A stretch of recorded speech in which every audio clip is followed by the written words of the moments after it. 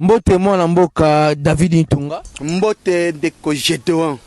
Mwana mboka pandémie oye beti monde entier okoki koloba boni bongo tata ekolo Félix Tshisekedi atikali pe simate na gouverneur ya ville province ya Kinshasa au nom de Jean-Tini Ngobila ye patikali simate l'un des grands communes na kombo ya Gombe oyo institution nyonso de la République démocratique du Congo ezali lobby na mokolo ya lundi ekozala fermé okoki koloba boni.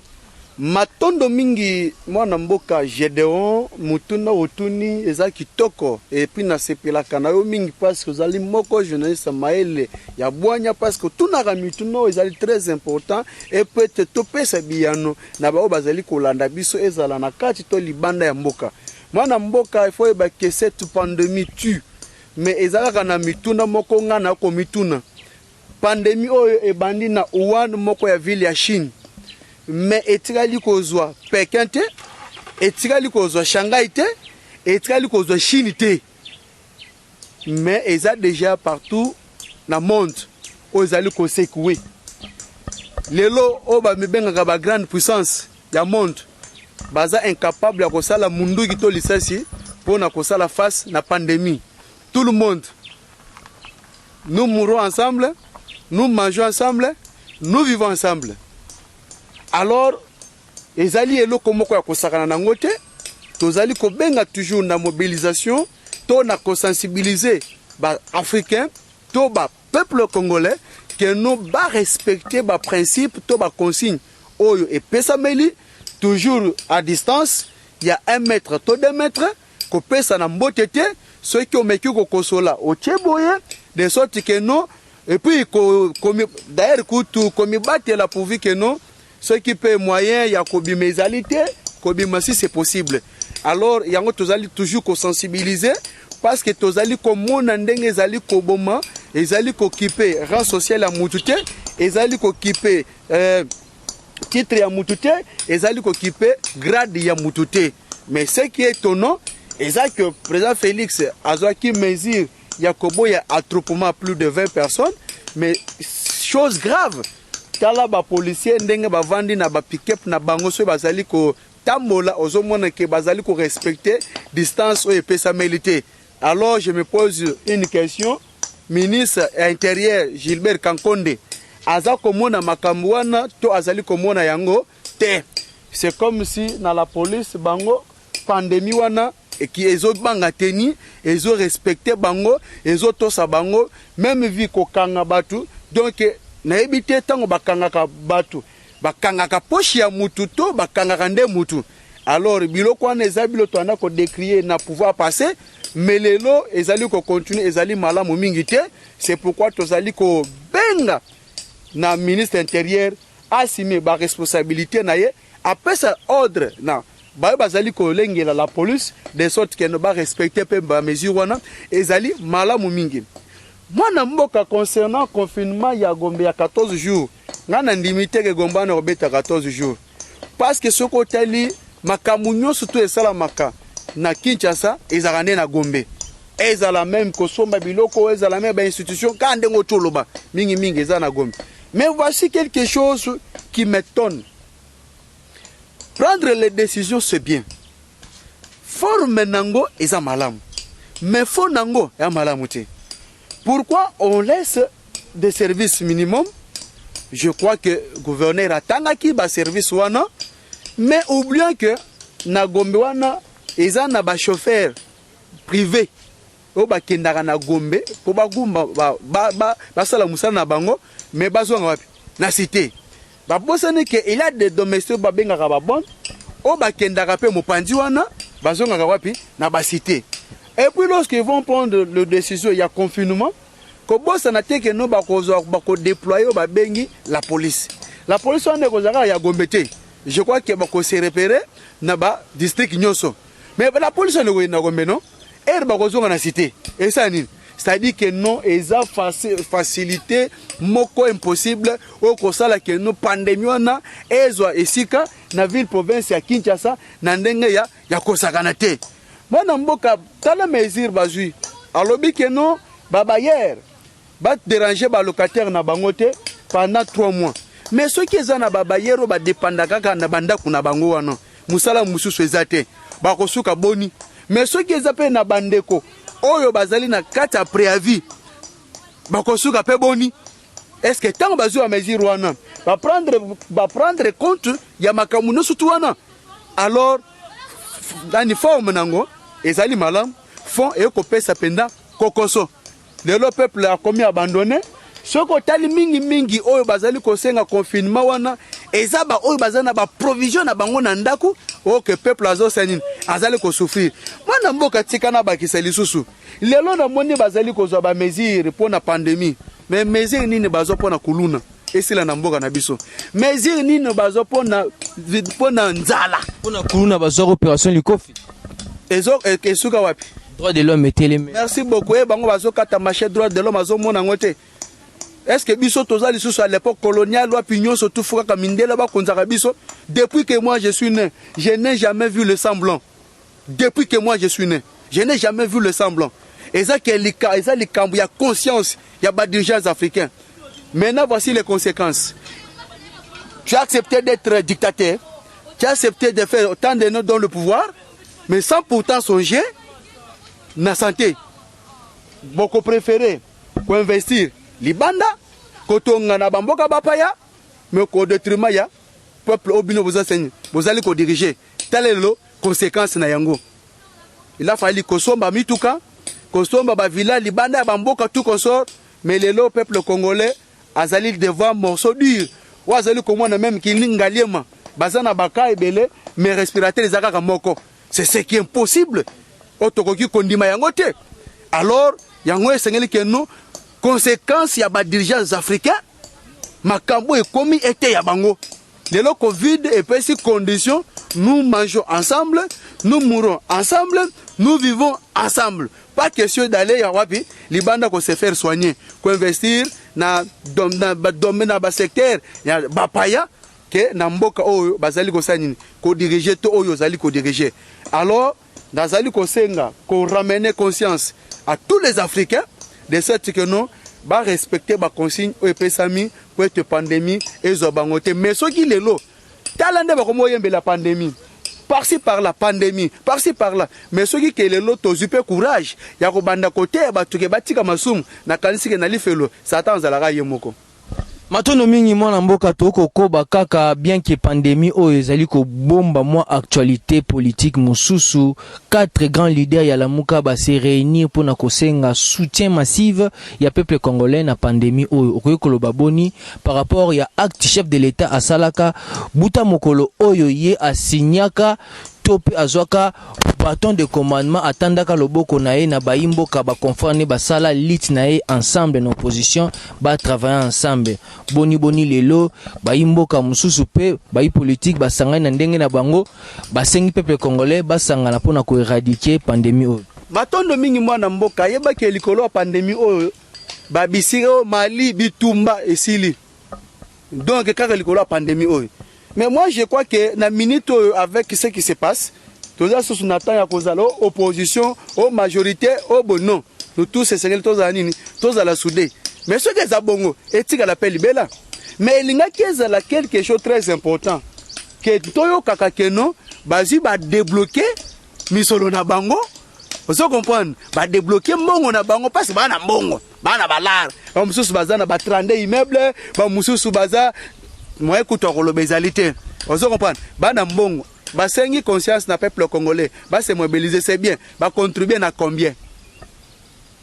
Ba contribuer na combien? Ba masango kuna, qu'est-ce qu'ils ont fait? Ba kotseli ba congolais combien?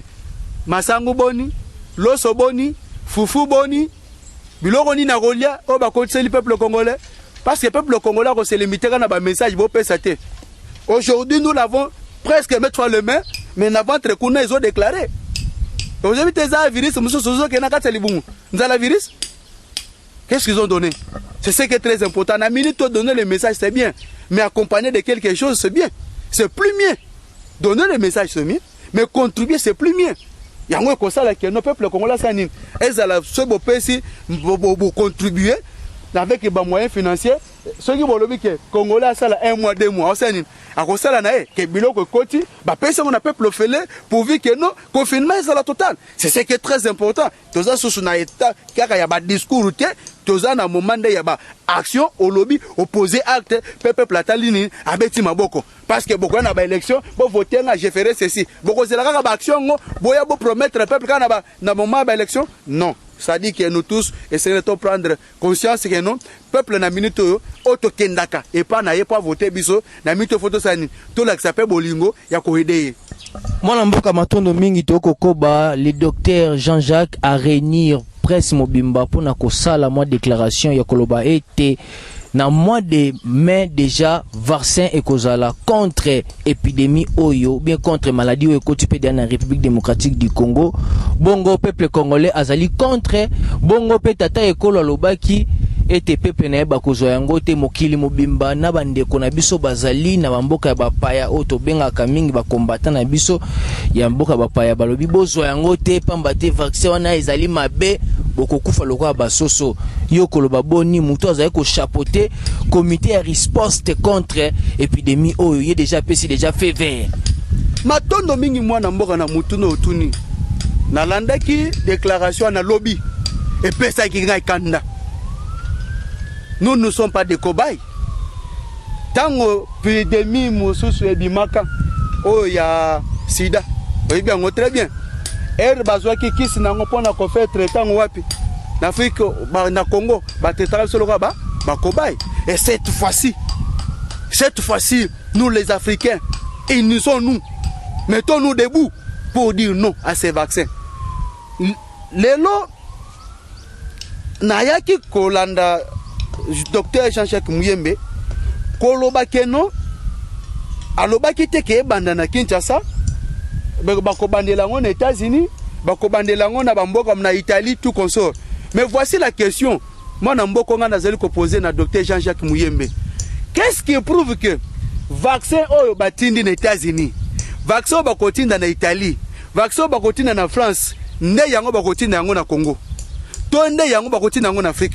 C'est là où moi je me pose la question. Au moment que on met à laquelle Afrique est cause la pure, au moment que Bill Gates a fait cette déclaration que non, Afrique est cause l'année et qu'on subit le pur. Moi je dirais ceci.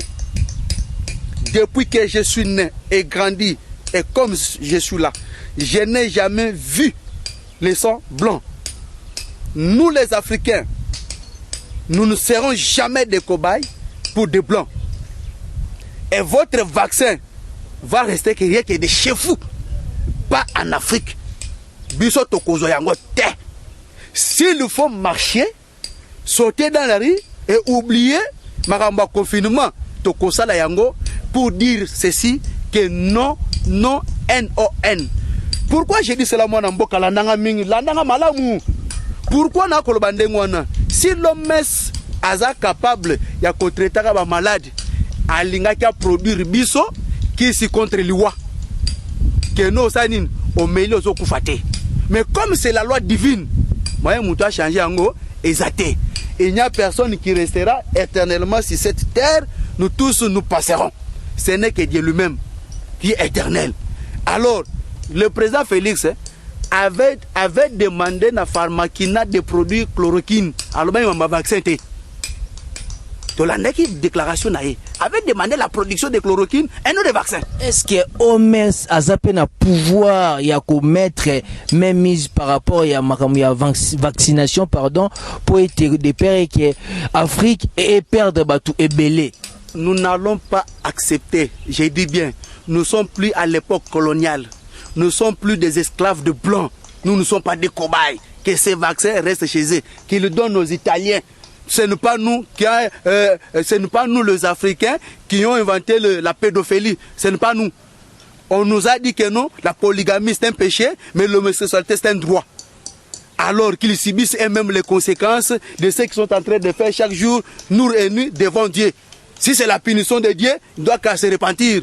S'ils ne veulent pas se repentir, s'ils pensent que les Africains vont partir comme des bêtes, comme des cobayes, ils se trompent. Si OMS garantit la santé de toute personne, je crois qu'ils vont commencer à produire le médicament concernant la mort et que personne ne puisse pas mourir Ah, par là, je dirais bravo. Mais si ce n'est qu'ainsi, je dirais, tous les Africains, unissons-nous, main dans la main, mettons-nous debout. Nous ne sommes plus à l'époque coloniale. Nous ne sommes plus des esclaves. Disons non, non, NON à ces vaccins. Matono mingi mwana mboka, les gardiens du temple, David Itunga, les défenseurs du temple, du peuple. Baimboka bino nyonso bozaye komona David Itunga tompena na suka ya interview na biso ya moko lelo. Mot de la fin na ba nyonso ba prêter que attention ya koyoka. Mot de la fin, je dirais ceci. Le peuple est abandonné. Je n'ai pas vu aucun député, y compris même les combattants de l'IDPS, sont abandonnés. Je n'ai pas vu aucun député, aucun ministre acheter quelque chose pour donner aux combattants de l'IDPS. Mais ceux qui sont sur les députés et le ministre de l'IDPS. Le peuple est abandonné. Mais moi, j'aurais souhaité qu'on puisse prendre les salaires de tous les députés, de tous les ministres, de tous les sénateurs et toutes les institutions possibles. Parce qu'au moment où nous parlons, toutes les institutions sont freinées à cause de cette pandémie. Alors, je ne sais pourquoi ils peuvent être payés. Que prendre cet argent et donner aux opérateurs économiques afin de ravitailler quoi manger ici et puis donner gratuitement au peuple congolais. Et je crois que le peuple ne serait pas ingrat dans 2023. Et je demanderai aussi à notre président Félix Antoine Tshilombo Tshisekedi, vous êtes l'espoir de tout un peuple congolais. Lorsque vous êtes là, le peuple congolais est tranquille et calme parce que vous êtes au pouvoir. Et vous êtes sorti d'un parti politique, UDPS, où nous parlons du peuple d'abord. Que ce slogan ne reste pas seulement slogan, mais que ça devienne toute une réalité. Prendre votre responsabilité. Vous êtes en coalition avec des personnes dont vous connaissez seront tes rivales en 2023. Au moment où nous parlons avec les décisions qui sont en train d'être prises, soyez vous-même responsables. Sinon, ça va vous rattraper en 2023. Ce sont ces décisions que tes adversaires commenceront pour te faire critiquer et te faire haïr à la population congolaise ou bien devant la population congolaise. Tu es notre président à qui nous connaissons ta famille, à qui nous connaissons là où habite maman. Au cas que ça ne va pas, une idée chez maman pour t'accuser, pour dire que maman, c'est ça la chance d'avoir un fils digne de ces pays comme président, président République démocratique du Congo. J'aurais souhaité ceci. Dans notre pays, Dieu nous a tout donné. C'est possible aussi de conscientiser tous les tradis praticiens. Tous les praticiens, les pratiques traditionnelles, de sorte que bavanda esika moko bata le lenge nini chloroquine est composé de quoi avec beaucoup konabiso tokoki kosala le lenge kan. Je pense que eko aider peuple congolais pour na ko développer médecine nango de façon que nous ekendepe liboso malgré que okuti mboka oyo na libulu ya kosakana te nyoso tout par terre. Vous avez notre soutien. Nzamba peso maele pe boanya de sorte que oyo bazali kokota makita jour et nuit chaque jour contre yo nzamba confondre bango sourire ezonga na peuple congolais. Numéro nanga téléphone ezali plus 243 82 283 22 25 na bandeli plus 243 82 283 22 25 ezape numéro ya WhatsApp na ngai. Aimons-nous main dans la main, respectons les conditions données pour éviter cette pandémie. Mais pour les vaccins, notre président avait demandé la production de chloroquine et non les vaccins. Nous disons non, non, NON. Eshima, votre magazine qui bat au rythme de l'actualité. Retrouvez la nouvelle édition. En ce mois de mars consacré mois de la femme en RDC, Eshima Magazine vous fait découvrir un ovni politique. Fifi Masuka, vice-gouverneur de la province du Lualaba, symbole de réussite dans un univers masculin. Mama Africa, lève-toi, le mot d'ordre d'une femme de foi. Découverte, Sélé Alagouli, le gardien du trésor. Mobilisation des recettes, rigueur naturelle, les nouvelles argentiques congolais rassurent. Focus, ministère du Budget, Jean Baudouin Maillot imprime sa marque dans l'exécution de la loi des finances. Patient Saïba Tamboué, Logefrem contribue à la matérialisation de l'émergence de la RDC. Dossier Eshima, nomination des hauts magistrats, lueur d'espoir. Nation, interview de Christian Matata. Augustin Kibassa annonce un projet intégrateur pour booster les secteurs du numérique en RDC. Bourse d'études, amélioration des conditions et complicité avec les étudiants, Thomas Luaka Losenjola convainc. Michel Moulumba Tumpaka, les modèles de réussite et de loyauté pour la jeunesse. Culture, Mwanankazi, un statut familial particulier. Retrouvez l'intégralité du magazine Eshima dans les kiosques. Eshima Magazine, un nouveau standard d'information.